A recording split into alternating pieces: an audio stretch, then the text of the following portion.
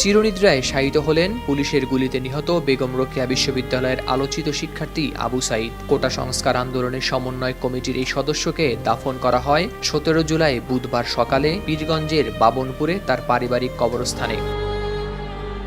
এর আগে সকালে কড়া পুলিশি পাহারায় লাশ নিয়ে যাওয়া হয় সাইদের বাড়িতে। জেলার জাফরপাড়া কামিল মাদ্রাসা মাঠে কয়েক হাজার মানুষের উপস্থিতিতে সম্পন্ন হয় জানাজা।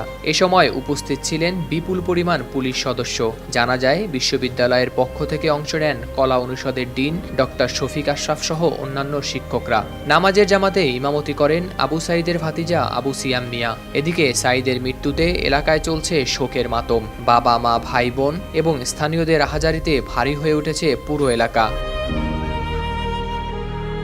১৬ জুলাই মঙ্গলবার রাত ১:২টার দিকে আবু সাইদের লাশ এসে পৌঁছে তার গ্রামে। মরদেহ গ্রামে পৌঁছালে সেখানে নামে হাজারো মানুষের ঢল। নিম্ন মধ্যবিত্ত পরিবারে জন্ম বিশ্ববিদ্যালয়ের শিক্ষার্থী আবু সাইদের। তার বাবা মকবুল হোসেন পেশায় একজন দিনমজুর। অর্থাভাবে কোনো ছেলে মেয়েকে করাতে পারেননি লেখাপড়া। আবু সাইদ ছোট থেকেই ছিল মেধাবী। ৯ ভাই বোনের মধ্যে সবার ছোট ছিল সাইদ।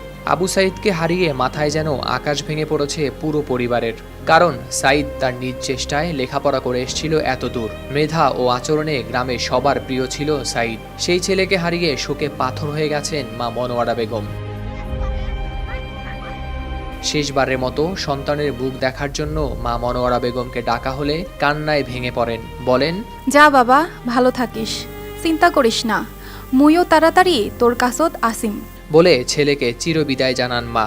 এর আগে এলাকাবাসীরা জানান, আবু সাইদ স্থানীয় জুনুদের পাড়া সরকারি প্রাথমিক বিদ্যালয় থেকে ৫ম শ্রেণীতে পান ট্যালেন্ট পুলে বৃত্তি। এলাকার খালাসপীর দ্বিমুখী উচ্চ বিদ্যালয় থেকে গোল্ডেন জিপিএ 5 পেয়ে করেন এসএসসি পাস। পরে রংপুর সরকারি কলেজ থেকে এইচএসসিতে জিপিএ 5 পেয়ে উত্তীর্ণ হন এবং বেগম রোকেয়া বিশ্ববিদ্যালয়ে ইংরেজি বিভাগে ভর্তি হন আবু সাইদ। ১৬ জুলাই মঙ্গলবার বিকেলে রংপুর বেগম রোকেয়া বিশ্ববিদ্যালয়ে চলমান কোটাবিরোধী আন্দোলনকারী শিক্ষার্থীরা মিছিল নিয়ে শহরের লালবাগ এলাকায় থেকে যায় ক্যাম্পাসের দিকে। এরপর ক্যাম্পাসে প্রবেশের চেষ্টা করলে পুলিশ ও ছাত্রলীগ বাধা দেয় তাদের। এক পর্যায়ে পুলিশের সঙ্গে সংঘর্ষ বাধে তাদের। পুলিশ শিক্ষার্থীদের লক্ষ্য করে রাবার বুলেট, টিয়ারশেল সহ কয়েক রাউন্ড গুলি ছোড়ে। ত্রিমুখী সংঘর্ষে মিছিলের সম্মুখে থেকে বুক পেতে দেয়া আবু সাইদ নিহত হন। এই আন্দোলনে বেগম রোকেয়া বিশ্ববিদ্যালয়ের অন্যতম সমন্বয়ক ছিলেন তিনি। নিহত সাইদ ছিলেন রোকেয়া বিশ্ববিদ্যালয়ের ১২তম ব্যাচের ইংরেজি বিভাগের শেষ বর্ষের ছাত্র। তার এই মৃত্যুতে সাইদের স্মরণে রংপুর পার্ক মোড়ের নাম পরিবর্তন করে শহীদ আবু সাইদ চত্বর নামকরণ করার দাবি জানিয়েছেন শিক্ষার্থীরা।